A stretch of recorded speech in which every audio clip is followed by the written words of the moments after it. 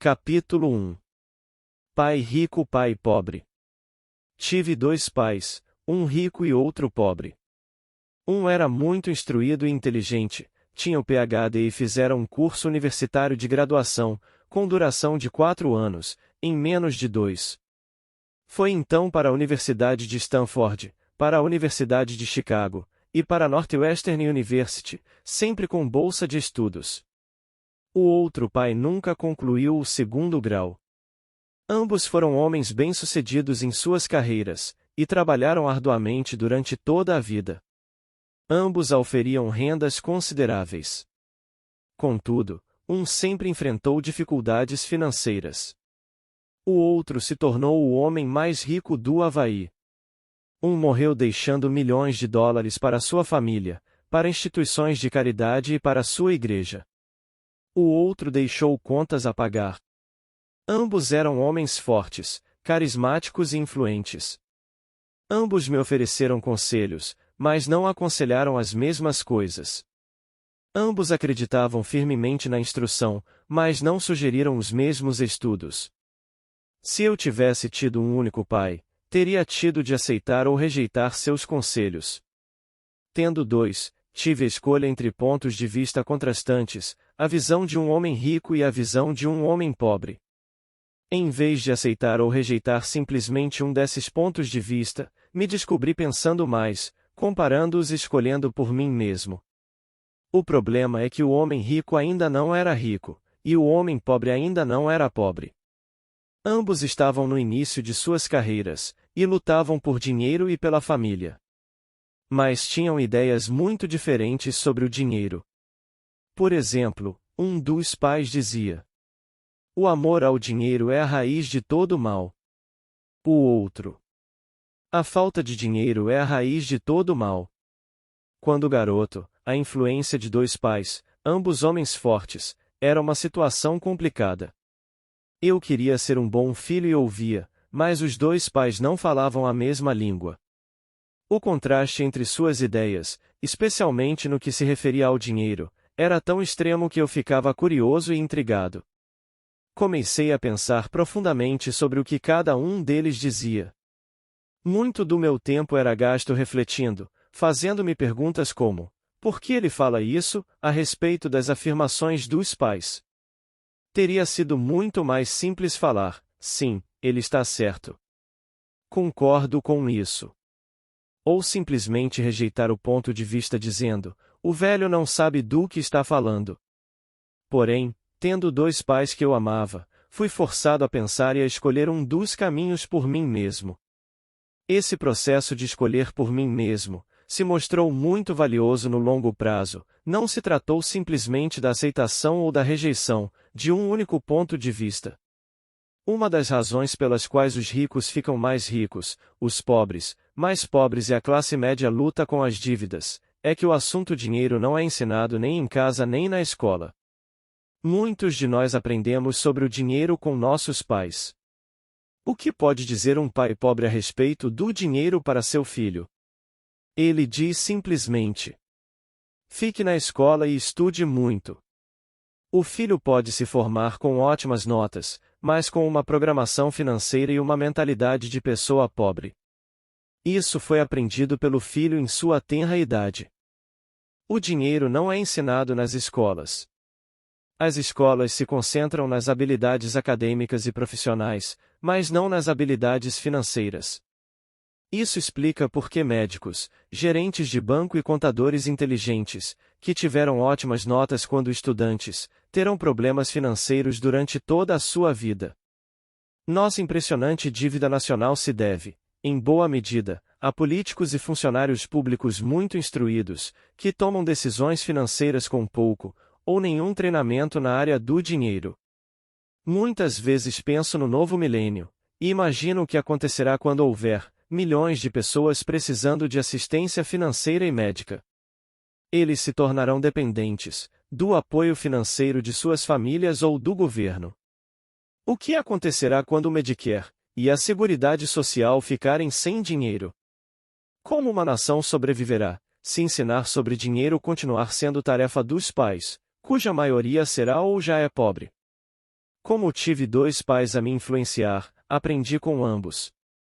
Tive que refletir sobre os conselhos de cada um deles, e ao fazê-lo percebi o poder e o impacto dos nossos pensamentos sobre nossa própria vida.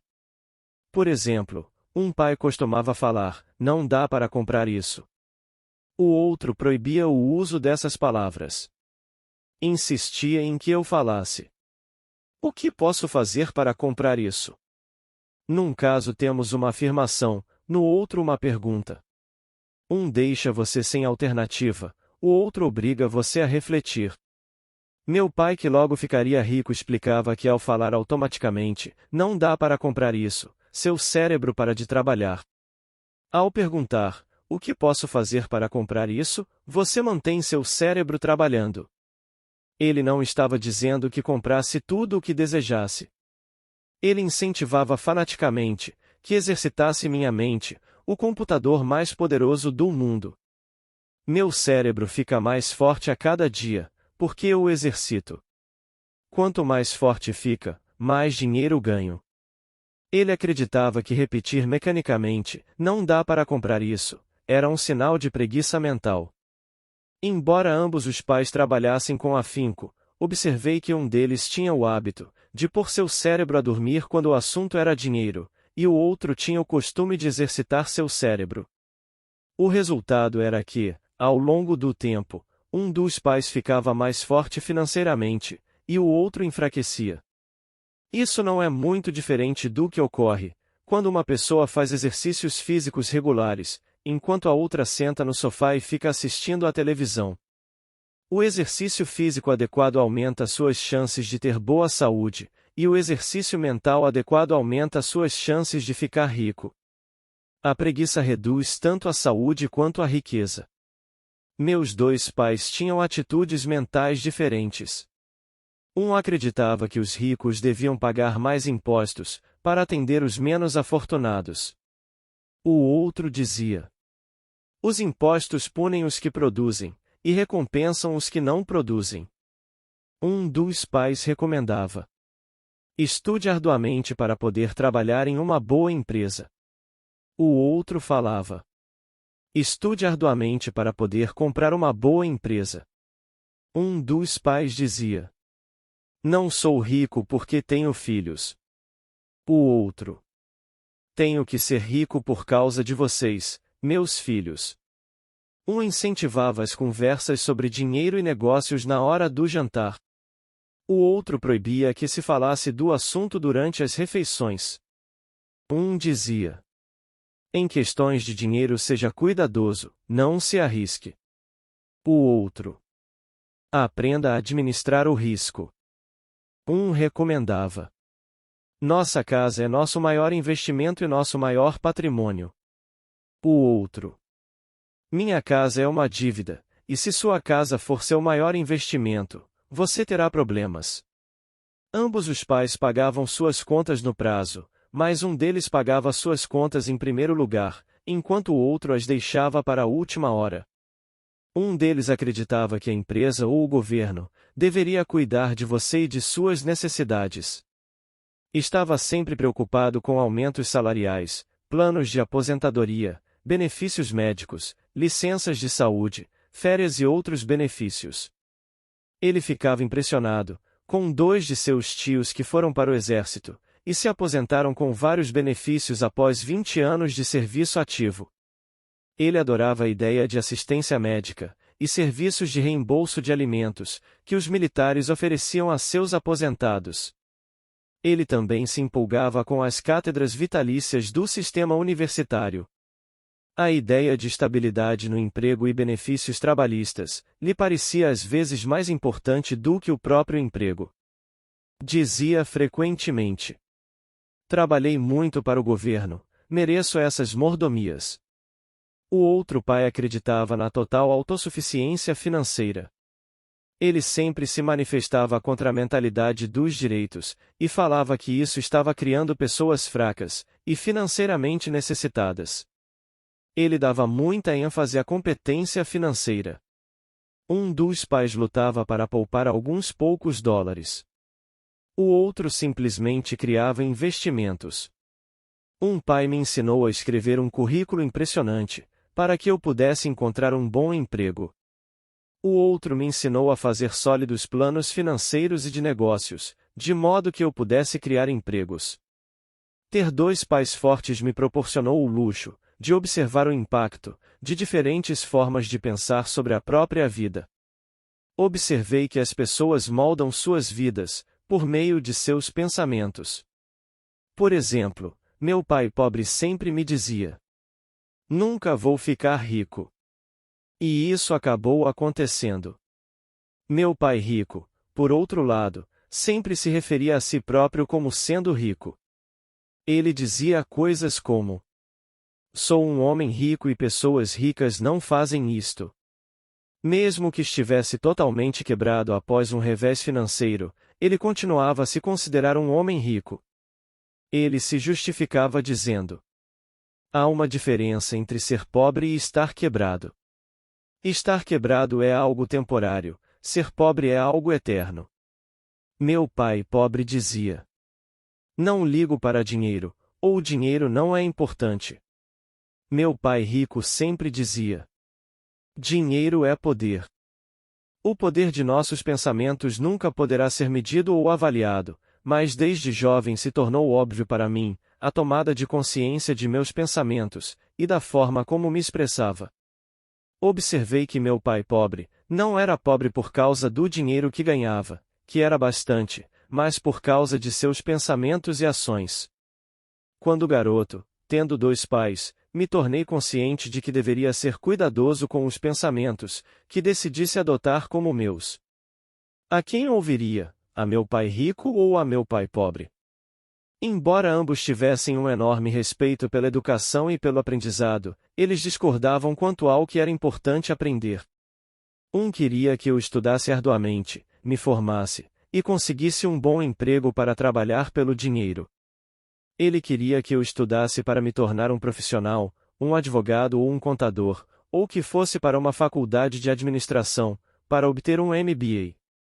O outro me incentivava a estudar para ficar rico, para entender como funciona o dinheiro, e para aprender como fazê-lo trabalhar para mim. "Não trabalho por dinheiro", costumava repetir uma e outra vez. "O dinheiro trabalha para mim." Com 9 anos resolvi ouvir e aprender com meu pai rico, tudo sobre dinheiro. Optei por não dar ouvidos a meu pai pobre, mesmo que fosse ele quem possuísse todos os títulos universitários. Uma lição de Robert Frost. Robert Frost é meu poeta favorito. Embora goste de muitas de suas poesias, a minha preferida é O Caminho Não Escolhido. Quase todos os dias recorro às suas lições. O caminho não escolhido. 2 caminhos se separavam em um bosque amarelo.